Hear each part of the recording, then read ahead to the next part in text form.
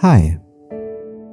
Today, let's break down what is radon, how does it get into your home, and most importantly, how to protect yourself and your family.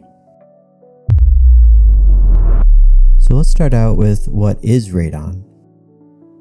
Radon is a naturally occurring radioactive gas. It forms from the decay of radium and uranium found in rocks, soil, and water. This process takes place deep beneath the surface of the earth, but radon can travel up through cracks in the ground. Once it reaches the surface, it disperses in the air and is normally harmless.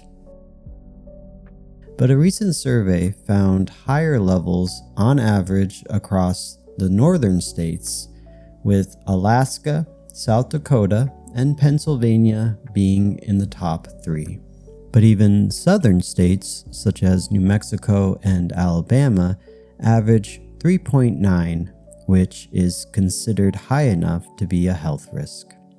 As more countries began testing, high radon can be found in most places where people live. The danger of radon comes from being exposed to elevated levels over a period of time. The fact that radon is colorless, odorless, and tasteless makes its presence and danger go unnoticed. Radon gas is the #1 cause of lung cancer in non-smokers, and second in line behind smoking tobacco. Here are some lesser-known facts about radon.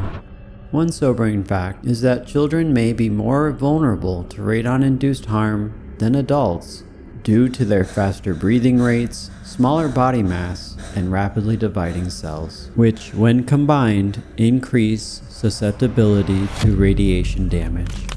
Studies from the World Health Organization suggest that long-term exposure to elevated radon levels during childhood could significantly increase the risk of developing lung cancer later in life, even for non-smokers. Children's bedrooms are often at risk.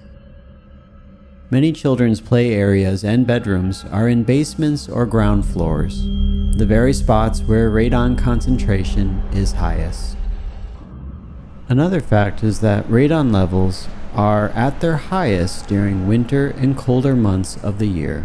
With cold weather comes sealed up and insulated homes, which can lead to higher radon levels. This is why testing for radon throughout the year is a good practice. If your levels are borderline during the warmer parts of the year, it's possible that winter can push these levels higher so that a radon mitigation will be needed. Radon can be found in water. While less common, radon can enter homes through well water. When water is used for showering or cooking, it can release radon gas into the air, adding to the inhalation risk. What is the safe level of radon? The EPA has an action level of 4.0 picocuries per liter. This means that if you do a radon test and your levels come back above 4, the EPA advises taking steps to reduce your radon, like installing a radon mitigation system. But keep in mind that the EPA also advises that homeowners should consider a radon mitigation when radon levels are between 2 and 4 because of the significant risk at levels below 4 picocuries per liter. Which is why the World Health Organization has set its action level at 2.7, with other countries adopting the same action level as well. Remember, there is no known safe level of radon exposure. Taking steps to reduce radon levels, even if complete elimination is not possible, will provide significant protection for your health and the health of your family. How does radon get into homes?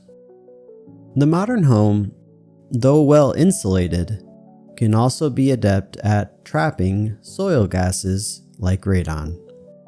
Typically, radon is drawn into a home through the stack effect, which is as warm air rises to the upper portions of the house, it's then pulling up colder air from the soil.